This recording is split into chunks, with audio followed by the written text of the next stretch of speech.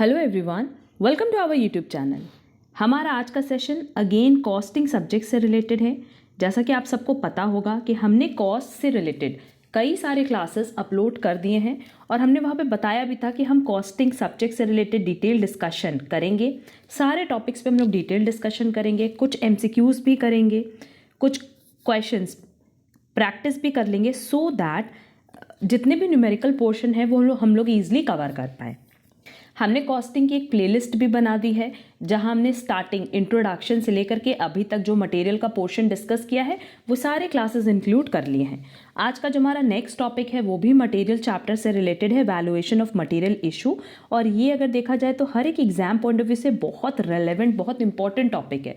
चाहे आप बीकॉम कर रहे हो, चाहे आप किसी भी तरह का कोई कॉमर्स बेस्ड कॉम्पिटेटिव एग्जाम दे रहे हो, हर एक एग्जाम के लिए ये टॉपिक बहुत रेलेवेंट है। तो चलो फिर जल्दी से अपना आज का सेशन स्टार्ट करते हैं, जहां हम लोग देखेंगे कि मटेरियल की वैल्यूएशन कैसे होती है। मटेरियल की वैल्यूएशन के लिए हमारे पास 4 मेथड्स है। पहला है कॉस्ट प्राइस मेथड, फिर है एवरेज प्राइस मेथड, फिर है market price method and last one is notional price method. अभी सबकी हम डेफिनेशन बता दे रहे हैं एंड फिर क्लास के एंड में जैसे ही चारों टॉपिक का हम डेफिनेशन समझा देंगे, फिर हम एक न्यूमेरिकल से सारे टॉपिक्स आप लोग को क्लियर करेंगे। देखो अंडर कॉस्ट प्राइस मेथड हमारे पास 4 मेथड है। पहला है स्पेसिफिक प्राइस मेथड, दूसरा है first in first out, then last in first out and last is base stock method. अभी सबको डिटेल में हम लोग डिस्कस करेंगे। देन एवरेज प्राइस में नो डाउट 2 ही तरह का एवरेज होता है, एक सिंपल एवरेज और एक weighted average. Then next is market price methods. Market price method में भी 2 मेथड है। पहला इज रिप्लेसमेंट प्राइस मेथड और दूसरा is realisable price method and last one is notional price method, जिसमें 3 मेथड है। Standard price method, inflated price method, reuse price method. इन्हीं के बेसिस पे हम अपने मटेरियल का वैल्यूएशन करते हैं। तो चलो फिर एक एक करके टॉपिक डिटेल में पढ़ लेते हैं। सबसे पहला कॉस्ट प्राइस मेथड, इसमें 4 मेथड्स है ना, सबको डिटेल में डिस्कस कर लेते हैं। स्पेसिफिक प्राइस मेथड क्या होता है? देखो, स्पेसिफिक प्राइस मेथड मतलब जब आप किसी एक पर्टिकुलर जॉब के लिए या किसी एक पर्टिकुलर वर्क ऑर्डर के लिए मार्केट से मटेरियल परचेज करते हो और उस जो मटेरियल को आपने खरीदा है उसको उसी पर्टिकुलर जॉब या वर्क ऑर्डर में इन्वेस्ट कर देते हो, लगा देते हो, तो उसको हम कहते हैं स्पेसिफिक प्राइस मेथड। जैसे मान लेते हैं कि हम 2 तरह का प्रोडक्ट बना रहे हैं, product A, product B. Product A के लिए हमें मटेरियल एक्स चाहिए और प्रोडक्ट बी के लिए मटेरियल वाई चाहिए। हम मटेरियल एक्स खरीद करके लाए, तो मटेरियल एक्स हम किसके लिए ला रहे हैं? Only for product A. Clear? तो इसकी जो प्राइसिंग होगी उसको हम कहते हैं स्पेसिफिक प्राइस मेथड। लिखा है this method is useful specially when materials are purchased for a specific job और work order. As such, materials are issued subsequently to that specific job or work order at the price at which they were purchased. तो simply ये कह रहा है कि ये method तब useful होता है जब आप मटेरियल किस लिए खरीद रहे हो, एक पर्टिकुलर जॉब के लिए या पर्टिकुलर वर्क ऑर्डर के लिए, और आपने जो मटेरियल खरीदा उसी पर्टिकुलर जॉब या वर्क ऑर्डर में आपने इन्वेस्ट कर दिया, इशू कर दिया। किस प्राइस पे? उस प्राइस पे जिस प्राइस पे आपने खरीदा है। To use this method it is necessary to store each lot of material separately and maintain it separate account. अब नो डाउट अगर आप मान लो मटेरियल एक्स खरीद रहे हो, मटेरियल वाई खरीद रहे हो, तो अभी हमने बताया मटेरियल एक्स खरीद रहे प्रोडक्ट ए के लिए, मटेरियल वाई खरीद रहे प्रोडक्ट बी के लिए, तो भाई सबकी आपको अलग अलग अकाउंटिंग करनी होती है, सबको आपको अलग अलग मेंटेन करना होता है सो दैट आप हर एक पर्टिकुलर मटेरियल की या पर्टिकुलर लॉट की वैल्यूएशन कर पाओ। क्लियर? तो ये हो गया हमारा specific price method.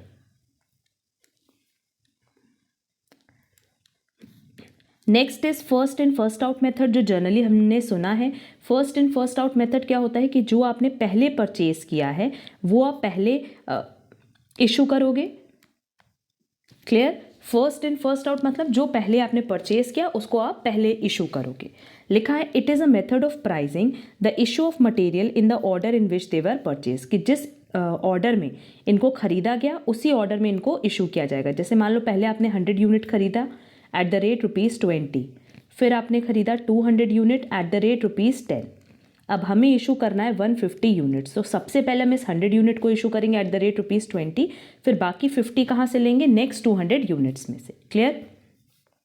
Thus, each issue of material only recovers the purchase price which does not reflect the current market price. तो यहाँ current market price की तो बात ही नहीं हो रही ना, क्योंकि मान लो आपने एक बार मटेरियल परचेज किया था जनवरी में, फिर एक बार परचेज किया था फरवरी में, और एक बार आपने परचेज किया मार्च में, ठीक। फिर जब आप फर्स्ट इशू कर रहे हो मार्च में, तो क्या मार्च वाला मटेरियल इशू करोगे? नो, जो हमने जनवरी में परचेज किया था। तो यहाँ पे क्या करंट मार्केट प्राइस की बात होगी? नहीं, ये बिल्कुल भी परचेज प्राइस जो हमारा होगा वो कभी भी करंट मार्केट प्राइस को रिफ्लेक्ट नहीं करेगा, वो पुराने परचेज प्राइस को ही रिफ्लेक्ट करेगा। क्लियर? अब लिखा है this method is considered suitable in times of falling price because the material cost charge to production will be high while the replacement cost of material will be low. अब मान लो आज की date में जो हमारी रॉ मटेरियल की cost है वो कम है, ठीक है, तो उस केस में हम लोग first in first out method use apply करेंगे, क्योंकि first in first out method में होगा क्या कि जो पहले हमने रॉ मटेरियल खरीदा होगा, नो डाउट वो आज की डेट की जो रॉ मटेरियल की कॉस्ट है उससे ज़्यादा होगा। अब उससे ज़्यादा होगा तो उस केस में जो हमारी कॉस्ट ऑफ प्रोडक्शन आएगी वो ज़्यादा आएगी, एंड कॉस्ट ऑफ प्रोडक्शन अगर ज़्यादा आएगी तो नेट इनकम कम आएगी। क्लियर? और जनरली हम लोग यही करते हैं ना कि हम लोग अपनी नेट इनकम को कम शो करते हैं। क्लियर? तो हम लोग कौन सा मेथड यूज़ करेंगे? First in first out. तो इस केस में जहाँ हमारी प्राइस आज की डेट पे फॉल हो रही होगी रॉ मटेरियल की, वहाँ हम लोग first in first out method use करेंगे। Now next method is last in first out, that is जो बाद में आया है उसको पहले हम इशू करते हैं। It is a method of pricing the issue of materials on the basis of assumption that the items of the last batch purchased are the first to be issued. Therefore, under this method, the prices of the last batch are used for pricing the issues until it is exhausted and so on. If, however, the quantity of issue is more than the quantity of the latest lot, then earlier and its prices will also be taken into consideration. Simply यहाँ पे क्या कह रहा है कि अभी जो हमने एग्जाम्पल दिया था कि मान लो आपने 100 यूनिट परचेज किया 20 रुपीज़ पे, फिर 200 यूनिट परचेज किया एट द रेट ₹10। अब आपको 150 यूनिट्स इशू करना है, तो पूरा 150 यूनिट्स कहाँ से इशू होगा? इस 200 यूनिट्स में से। क्यों? क्योंकि लास्ट इन फर्स्ट आउट है, जो बाद में आ रहा है उसको हम पहले बाहर कर रहे हैं। क्लियर? एंड यहाँ पे जो परचेज प्राइस है वो किसको शो करेगी? करंट मार्केट प्राइस को। During inflationary period or period of rising prices, the use of LIFO would help to ensure that the cost of production determined on the above basis is approximately the current one. अब इसमें ये कह रहा है कि जब prices बढ़ेंगी तो हम कौन सा मेथड यूज़ करेंगे? Last in first out. क्योंकि अगर आज की डेट में प्राइस ज़्यादा है तो जो हमने रॉ मटेरियल पहले परचेज किया होगा कंपैरेटिवली उसकी कॉस्ट कम होगी, तो आज की डेट का रॉ मटेरियल इशू करने से हमारा कॉस्ट ऑफ प्रोडक्शन इंक्रीज होगा, अगेन जिससे नेट इनकम डिक्रीज हो जाएगी। क्लियर? तो लास्ट एंड फर्स्ट आउट कब यूज़ करेंगे? जब प्राइसेस मार्केट में बढ़ रही हो या इन्फ्लेशनरी पीरियड हो। This method is also useful specially when there is a feeling that due to the use of FIFO और average method the profit shown in tax paid are too high. अगर आपको लगता है कि first in first out method use करने से या average method use करने से जो आपका प्रॉफिट है वो ज़्यादा दिख रहा है, तो भी आप last in first out method use कर सकते हो। तो ये दो पॉइंट रेलेवेंट है क्योंकि एग्जाम में बहुत बार इससे एमसीक्यूज पूछ चुका है, तो ये पॉइंट लर्न कर लेना। अब देखो नेक्स्ट और सबसे इंपॉर्टेंट पॉइंट कि it may be noted that last and first out method is not permitted under accounting standard 2 that is valuation of inventories and Ind AS 2 inventories. मतलब लीफो मेथड को कहीं पे भी अलाउ नहीं किया गया है, बट मतलब प्रैक्टिकली हम लोग इसको यूज़ नहीं करते, बट थ्योरेटिकली इसको यूज़ करेंगे। क्लियर? तो लीफो के लिए यहाँ से एमसीक्यूज बन सकता है कि क्या इसको परमिट किया गया है या किस मेथड को परमिट नहीं किया गया एज पर accounting standard 2 and Ind AS 2। तो याद रखना यह है LIFO method. Now next method is base stock method. Minimum quantity of stock under this method is always held at a fixed price as reserve in the stock to meet the state of emergency if it arises. मतलब किसी भी emergency situation के लिए जो हम base बना करके रखते हैं, मतलब एक minimum quantity of stock maintain करके रखते हैं, उसी को हम कहते हैं base stock method. This minimum stock is known as base stock and is valued at a price at which the first lot of material is received and remains unaffected by subsequent price fluctuation. तो simply यहाँ पे देखो क्या कह रहा है कि ये जो मिनिमम स्टॉक हम मेंटेन करके रखते हैं उसको हम कहते हैं बेस स्टॉक, और इसकी वैल्यूएशन हम कैसे करते हैं? जो पहला लॉट खरीदा है मटेरियल का उसी लॉट के अकॉर्डिंग हम इसकी वैल्यूएशन करते हैं। तो मतलब आगे के जितने भी लॉट्स आए उन पे किसी भी तरह का कोई प्राइस फ्लक्चुएशन अफेक्ट नहीं करेगा।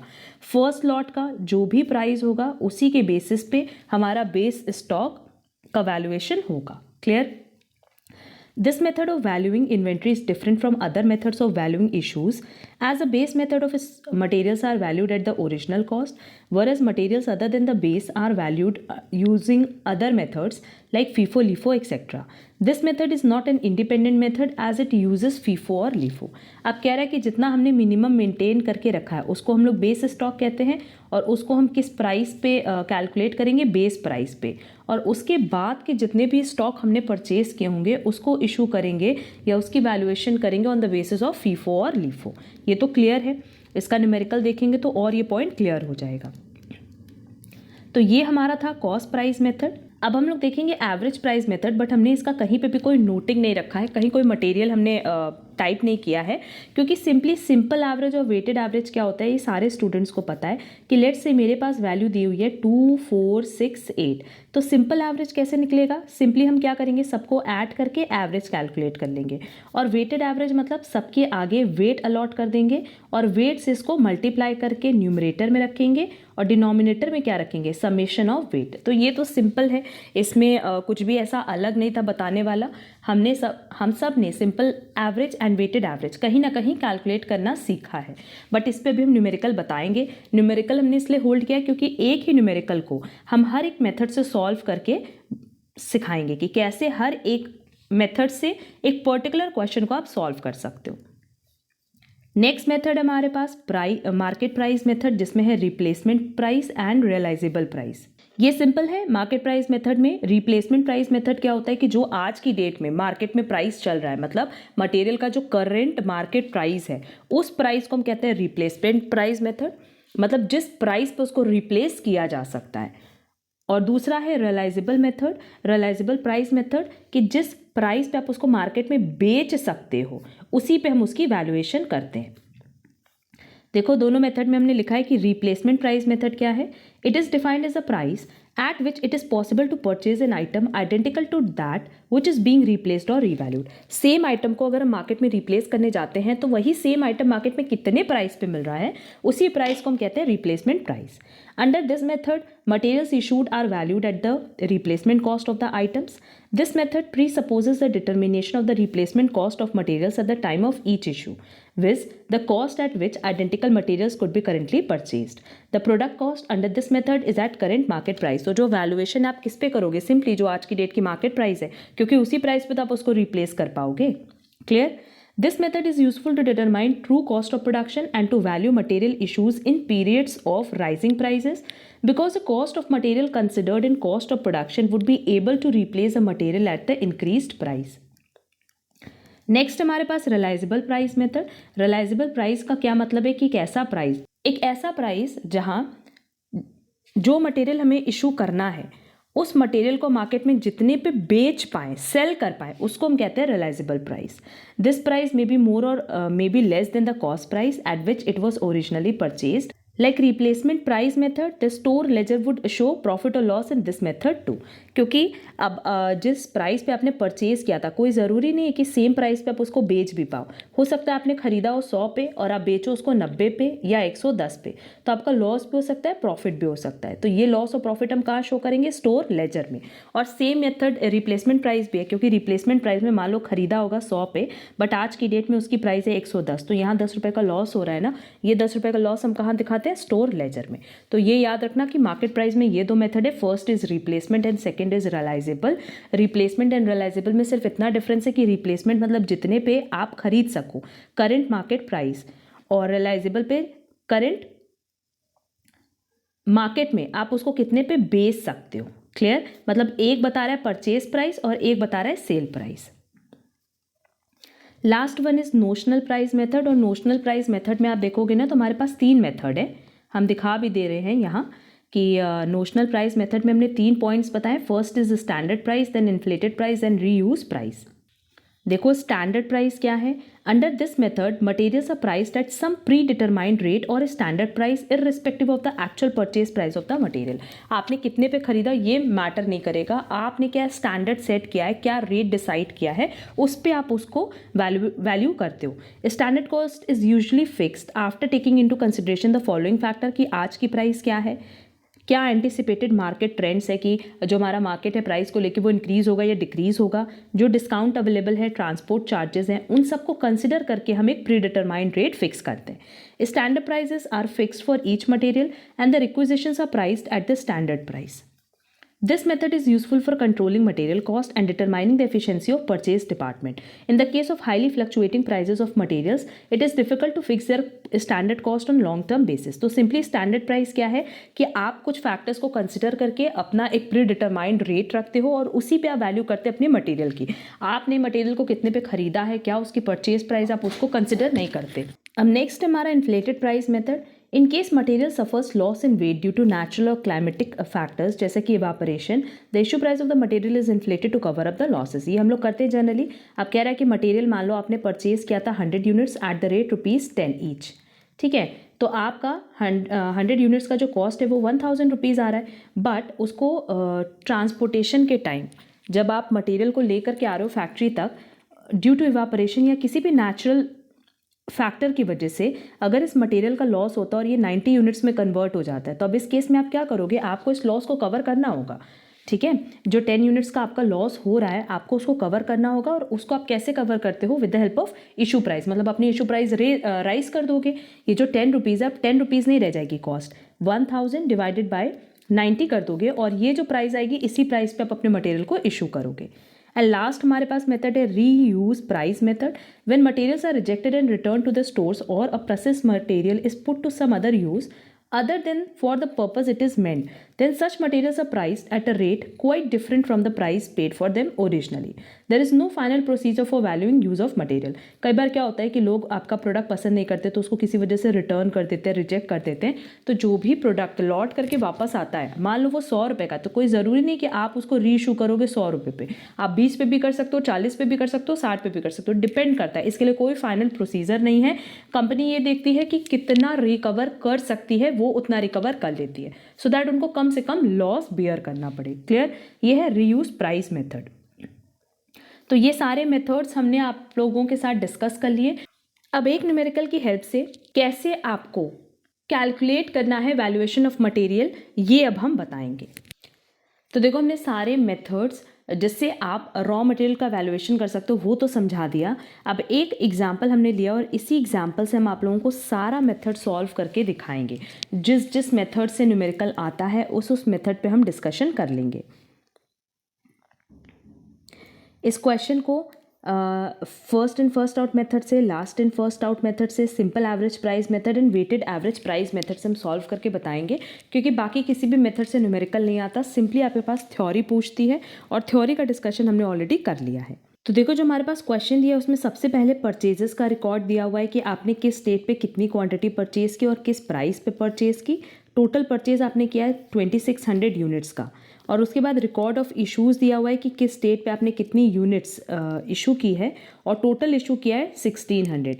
तो 2600 में से अगर आपने 1600 का मटेरियल इशू किया तो आपके पास कितना क्लोजिंग स्टॉक दिख रहा होगा, 1000, और इसी की वैल्यूएशन करना है अंडर डिफरेंट मेथड्स। अब क्योंकि ये जो क्वेश्चन हमने एग्जाम्पल में लिया है ये थोड़ा लेंदी क्वेश्चन है, और एग्जाम में नो डाउट अगर हम लोग BCom honours, BCom regular course कर रहे हैं तो इस पैटर्न पे क्वेश्चंस आते हैं, तो उसका तो डिटेल सोल्यूशन आप लोग को टेलीग्राम चैनल पे मिल जाएगा। बट अभी हम एक और छोटा सा एग्जाम्पल यहाँ ले रहे हैं, इसको कहीं नोट डाउन कर लेना, और इसी की हेल्प से ना हम आप लोगों को सारे मेथड से कैसे स्टॉक लेजर और स्टोर लेजर बनाते हैं वो बना करके दिखाएंगे।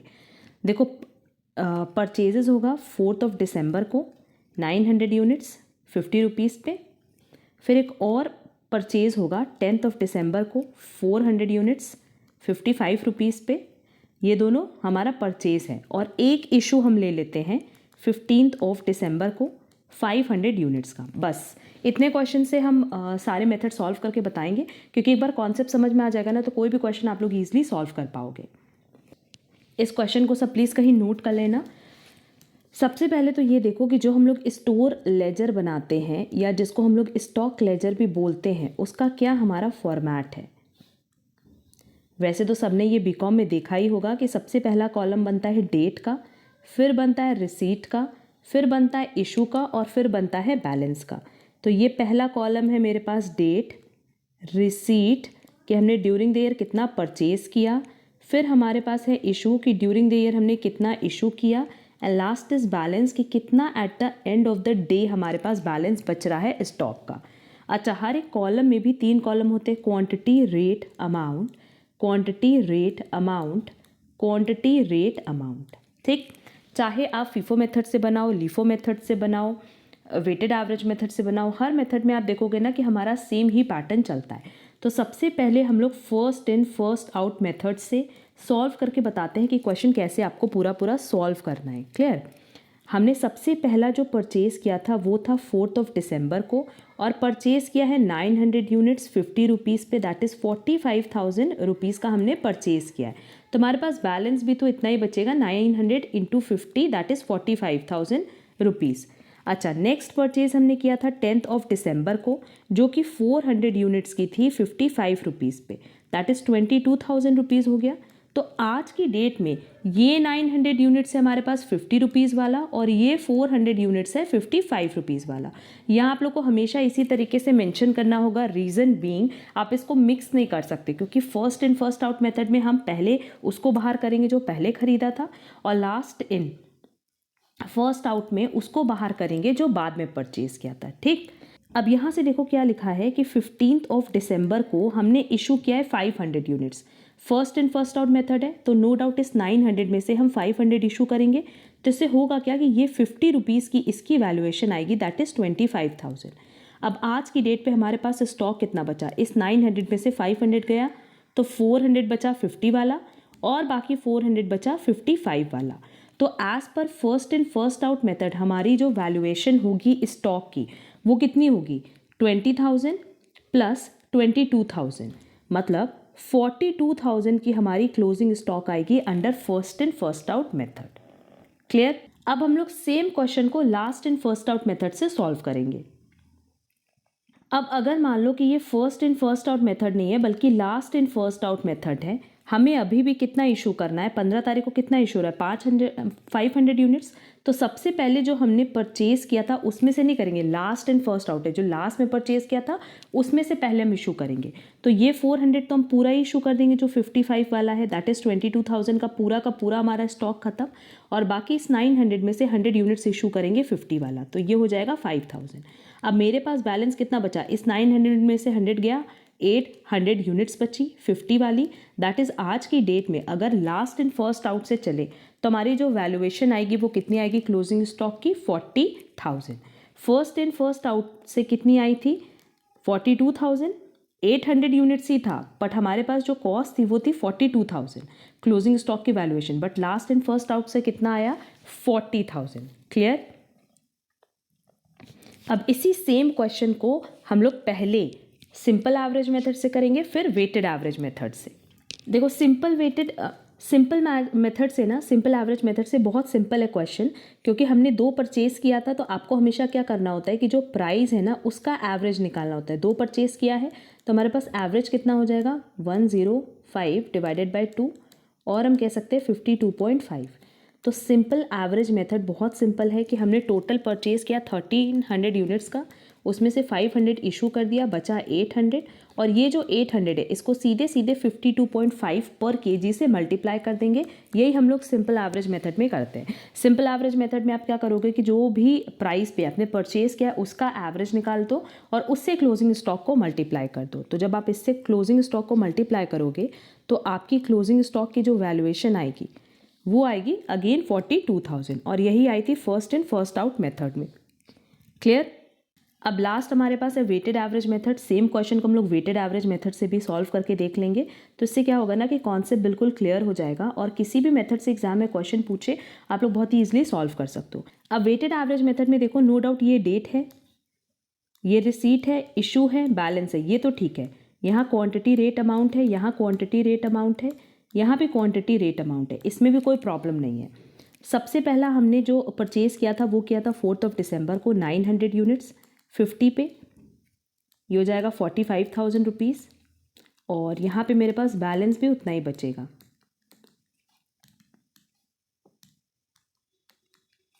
नेक्स्ट हमने परचेज़ किया 10 दिसंबर को कितना, 400 यूनिट्स 55 पे, दैट इज़ 22,000। अब देखो यहाँ पे क्या चेंज आएगा वेटेड एवरेज मेथड में, कि हम वेटेड एवरेज मेथड में सीधे सीधे क्या करते हैं कि जितना भी यूनिट्स है उसको टोटल कर दो और जितनी उसकी कॉस्ट है उसको टोटल कर दो 77,000, और उसके अकॉर्डिंग आपको रेट निकालना होता है। यहाँ रेट के बेसिस पे आपको वैल्यूएशन नहीं करनी होती है, यहाँ वैल्यूएशन के बेसिस पे आपको रेट निकालना होता है। आपके पास टोटल कितनी यूनिट्स है 1300 और टोटल उसकी कॉस्ट कितनी है 77,000। तो 77,000 डिवाइडेड बाय 1300 करोगे तो आपके पास वैल्यूएशन आएगी अप्रॉक्स 59.23। क्लियर? इसी वैल्यूएशन को अब हमें लेके चलना है। अब 15 दिसंबर को हमने कितना इशू किया है 500 इशू किया है, इसको 59.23 के रेट से ही इशू करेंगे। क्लियर? तो ये जो वैल्यूएशन आ रही है इसकी 29,615 आ रही है अप्रॉक्स। इस 1300 में से हमने 500 इशू कर दिया, हमारे पास बैलेंस कितना बचा बेटा 800। और यहाँ पे वैल्यू भी निकालेंगे 77,000 में से आपको माइनस करना है 29,615, तो आपके पास वैल्यू आ रही है 47,385।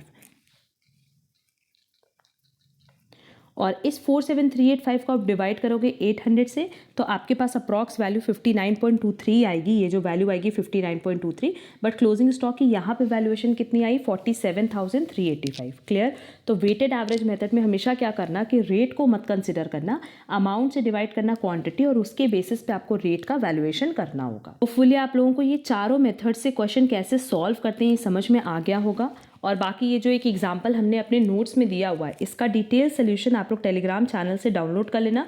बट डाउनलोड करने के पहले हम ये सजेस्ट करेंगे कि पहले सेल्फ ट्राई करना वो क्वेश्चंस, वो प्रैक्टिस के लिए रख लो। वो क्वेश्चन एक बार खुद से प्रैक्टिस कर लेना सारे मेथड से। नो डाउट एमसीक्यूज में इतने लेंथी क्वेश्चंस नहीं आएंगे, बट क्वेश्चंस के कॉन्सेप्ट अगर आपको क्लियर है ना तो बहुत ही ईजिली आंसर कर पाओगे। तो इसीलिए हमने बोला कि ये क्वेश्चन प्रैक्टिस कर लो सो दैट जितने भी डाउट्स हैं वो क्लियर हो जाए। ये हमारा पूरा टॉपिक रिलेटेड था वैल्यूएशन ऑफ मटेरियल इश्यूज से।